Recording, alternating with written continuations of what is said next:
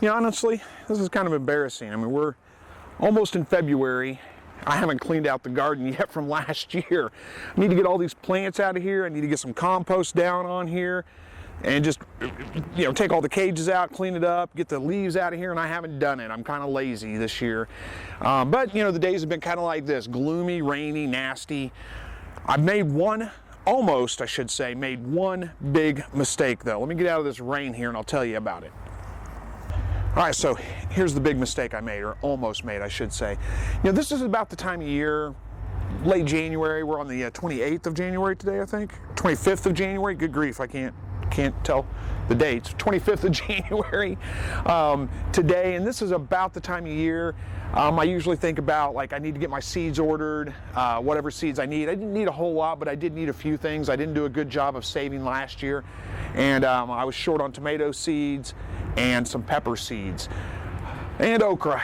I know I saved some okra, but I can't find it, so I just ordered some okra. But anyway, so I go online to Baker Creek like I normally do, and go through the seeds, pick all the seeds I want, hit the you know, go to the checkout, and then I realize there's a 30-day delay on shipping because of everything that's going on. I don't know why it affects the seeds. I ordered some landscape fabric at the same time, and it's already shipped. But the seeds, for some reason, 30-day delay on shipping. So that means I'm not going to be getting those until the end of February, maybe the beginning of March. And that's right about the time it's time to start seeds. So if I would have waited much longer, I may have been out of luck. I think I'm going to be okay, though. You know, they should get here in time, hopefully. If not, I'll just get a little bit of a late start on the season. But I guess that just goes to show, you know, you shouldn't wait. I should have done it probably, you know, weeks earlier, but I never think about it weeks earlier. It's always just kind of a, you know, this time of year, spring's coming up. Spring's only, you know, 8 weeks away or so. So it's about time to get my seeds started. Now, the time that I actually start my seeds, you know, you want to do that about 8 weeks, 6 to 8 weeks, probably 6 weeks is about right, before your last frost date. And that's April 15th here is our average last frost date. But I always push that a couple of weeks later because really it's still pretty cold at that time. It's too cold to put anything in the ground. So if I started my seeds earlier, 6 weeks before April 15th, and then they were ready to put in the ground on April 15th, it's still pretty chilly for things like tomatoes and peppers and that kind of thing. So I really don't start my seeds. I go off of Mother's Day. Mother's Day is whenever I plan on putting everything in the ground, actually get it in the ground. We're past our frost, we're past our cold weather, and it's a good time to go ahead and get my tomatoes, my heat-loving plants out in the garden, which is mostly what I grow. Now, I will start like lettuce and those things earlier, of course, but those get started outside. I don't need to worry about those, and those get started usually, you know, early April, somewhere right around in there, and I just start them in the ground. So I'm not worried about them. I'm talking about the ones that I start, you know, you start indoors and then you transplant them out into the garden.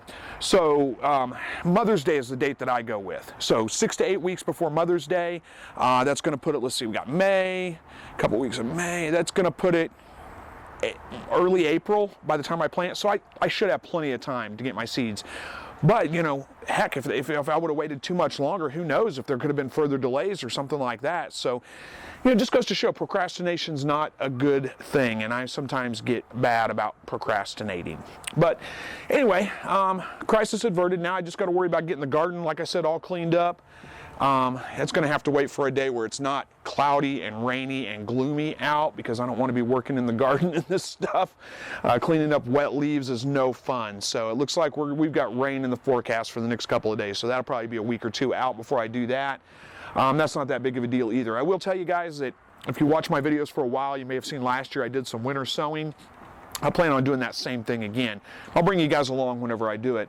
It's a pretty simple process, and I do it a little bit differently than anybody I've seen. Maybe there's other people that do it this way, I don't know. But typically with winter sowing, people use those milk jugs, and they'll cut it open basically where it's got a hinge where it opens up, put some dirt in the bottom of it and plant your seed in it, close it up, tape it up, leave the lid off of it and set it outside. And you do that 6 weeks before you're going to plant it out into the garden, you know, whatever. About the same time you'd be starting plants inside. And the plants just sprout whenever it's time. They grow up in there. There's no hardening off or any of those kinds of things. Now I've done something a little differently. What I did was I actually went out to the garden, cut a hole in the bottom of the milk jug, and planted my seed directly in the ground, and then used a couple of landscape staples to hold that milk jug down, taped it shut the same way, and let them just grow straight in the garden. And it worked great last year. The only thing I did wrong, I think, was I started them too early. I went about 6 weeks early, and they were growing out the top of the milk jugs before it was time to take the milk jugs off of them. So I'm going to wait a little bit later before I start those in the garden this year. It just worked too well last year. But I'm going to try that with peppers. Last year I did it with tomatoes. Worked great. This year I'm going to do it with my peppers, my tomatoes, and I don't know. I don't know if there'll be anything else or not, but I'll take you guys along whenever that time comes, show you how that whole process works, and we'll see if it works again this year. Hopefully it does. Anyway, just wanted to give you guys an update, let you know if you're planning on ordering seeds, you may want to get on it, especially if you live, if you're going to be ordering from Baker Creek. I don't know if any other seed companies are having the same problems, if there's delays in shipping there or not. One of my viewers actually on a live broadcast asked me if I'd ordered seeds and said, you better get on it. And he was right. So I don't remember who that was, or I'd give you credit, but they were right. He or she, I don't remember. They were right. You need to get on it because there is a delay in shipping, at least with Baker Creek, and you may be out of luck if you don't get them ordered pretty quick. So anyway, just a quick update for me today. Thank you guys so much for watching, and as always, God bless.